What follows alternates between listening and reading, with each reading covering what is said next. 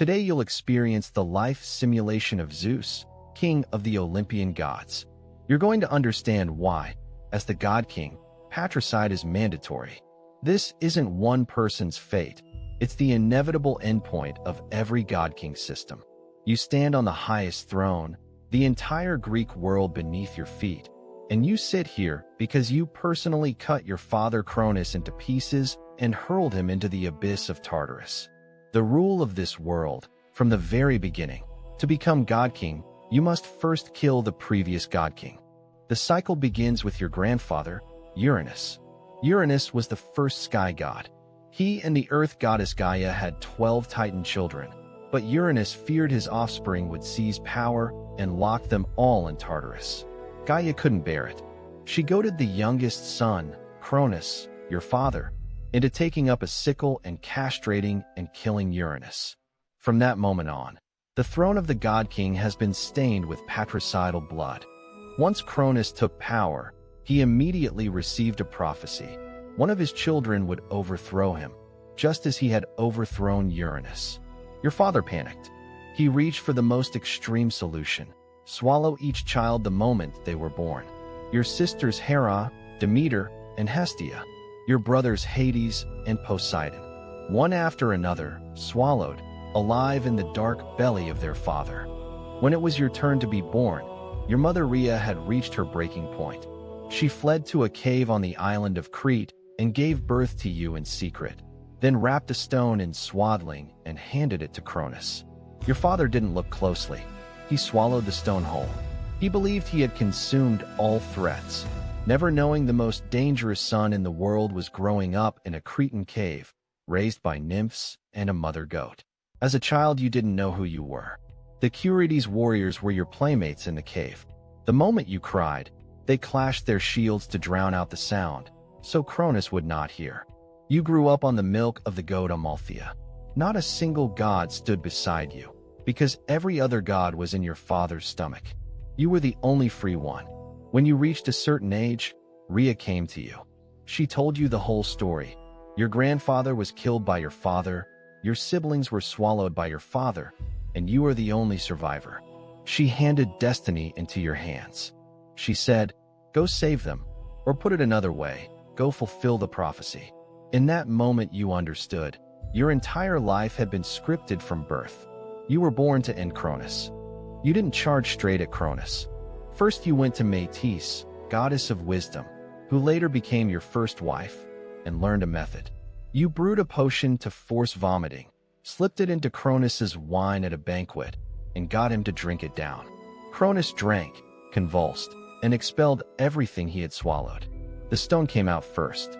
Then your 5 siblings, one after another, vomited back into the world, grown up into gods. This was your first army: Hades, Poseidon, Hera, Demeter, Hestia, plus yourself. 6 new gods against Cronus and every Titan behind him. The power gap was catastrophic. The Titans were ancient gods who commanded the primordial forces of the cosmos. You were newborn gods freshly vomited out, without even armor. From the start, this war was unwinnable, but you had only 2 choices: fight or be swallowed back.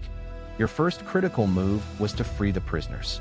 Your grandfather Uranus had locked another set of gods in Tartarus, the one-eyed Cyclopes and the 100-handed Cinemanes. Cronus never freed them after taking power. He feared these immense prisoners would turn on him instead. You risked descending into Tartarus and opened their cages. The Cyclopes, grateful, gave you a gift: the Thunderbolt. What is the Thunderbolt? It's the highest energy weapon in the cosmos. The instant the Cyclopes forged the Thunderbolt for you, the scales of the world tilted. The Centimines forged the trident for Poseidon and the helm of invisibility for Hades. In an instant, you 3 brothers went from newly born gods to gods wielding ultimate weapons. The war's outcome was decided the moment you freed the prisoners. The Titanomachy lasted 10 full years. The Titans held Mount Othrys. You held Mount Olympus. Between them, a battlefield that collapsed over and over. Every clash tore the earth, boiled the seas, shattered the sky. Mortal epics say those 10 years nearly destroyed the entire cosmos. As commander, you fought at the front and calculated every tactic: when to hurl lightning, when to send Hades in invisible ambush, when to have Poseidon summon a tidal wave. By year 8, both sides were exhausted. Your father Cronus stood atop Othries and felt fear for the first time. He looked across at the sun he had once swallowed and vomited back, now holding a thunderbolt and staring down at him. He understood in an instant. The thing he had feared most his entire life was happening right now. The prophecy had not lied. He was indeed being overthrown by this sun. All his swallowing, all his defenses, all his evasions had only pushed the exact ending toward him with precision. In the final battle of the 10th year, you struck Cronus down with your thunderbolt yourself. He couldn't die, gods don't die, but you could do something crueler than death. You shattered him into countless pieces and threw him, along with every titan, into Tartarus, the same abyss where he had imprisoned your siblings. You stationed the Centimanes at the mouth of the abyss to ensure they could never rise again. You did what your grandfather had wanted to do, but didn't finish. Your first act after victory was dividing the spoils. You and your two brothers drew lots. You drew the sky, Poseidon drew the sea, Hades drew the underworld. Drawing lots looks fair, but the sky is the best. The sky overlooks both sea and underworld. The sky is the true center of power. You certainly didn't tell Hades this. The moment he drew the underworld, he had already lost at the starting line. This is the most important ability of a god king. Design a fair game and make sure you win it. You took the Olympian throne. The entire world was yours to rule. But a question surfaced at once. Would your grandfather's prophecy also descend on you? If you killed your father to take the throne, would your son kill you? This question gnawed at you from the day of your coronation. It's the chronic dread every god king cannot escape. It's a design flaw of the system itself. Your first wife was Métis, the wisdom goddess who taught you the emetic brew. The day she conceived your first child, Gaia gave you a warning. A son born of Métis would be stronger than the father and would overthrow you. You remembered your father Cronus's response instantly: swallow. So you swallowed too. You took the pregnant Métis whole into your belly, along with the unborn child. You became your father, maybe more completely than he ever was. But the story wasn't done. Inside your belly, Métis kept forging armor for the child. The clanging struck inside your skull until the pain was unbearable. Finally, you had Hephaestus split your head open with an axe, and Athena sprang out, a goddess in full armor. You realized you could not escape. The more you tried to control, the more control leaked out through other exits. This is the second truth of the God King system. You can swallow the prophecy, but the prophecy will grow out of your skull. Your sons, Heracles, Apollo, Ares, Hephaestus, each has the potential to challenge you. Each, you carefully constrain. Tasks, punishments, scattering them across the world so they never form a united force. You're doing what your father did, just changing the method. Cronus used swallowing. You use division. The core logic is identical. The father must guard against the son. This is the third truth of the God King system. You once considered throwing Heracles, your strongest son, directly into a fire. You held back, knowing that openly killing a son would spark rebellion among every god. You chose a subtler method. Let Hera, your wife, torment him.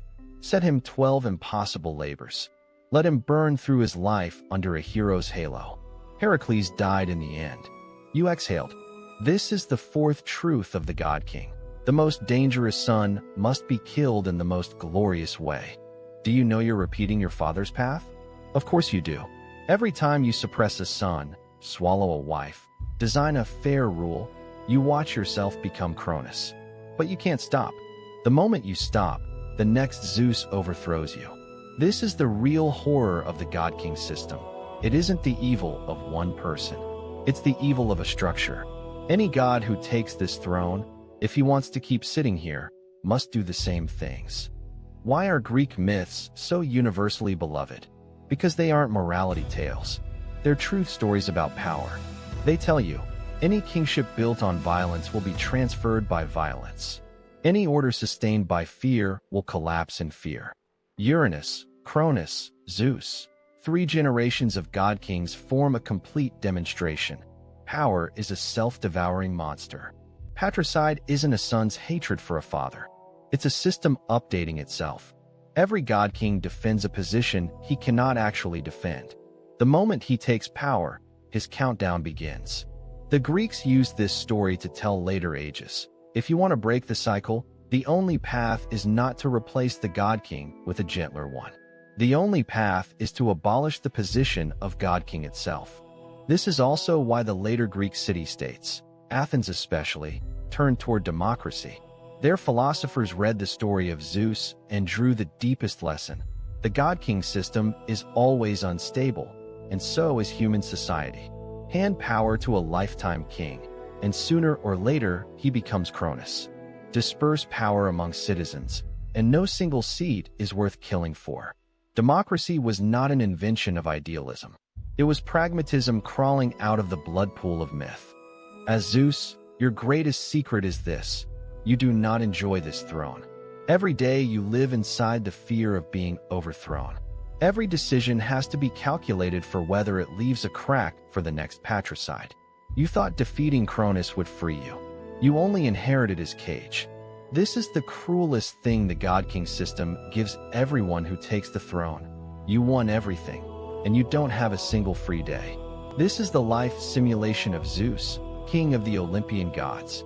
Patricide for the throne, swallowing his wife, constraining his sons, a lifetime lived in the shadow of prophecy, not the tragedy of one god, but the endgame no power system built on violence can escape. Greek myth used the blood of 3 generations of god kings to write the oldest political science textbook.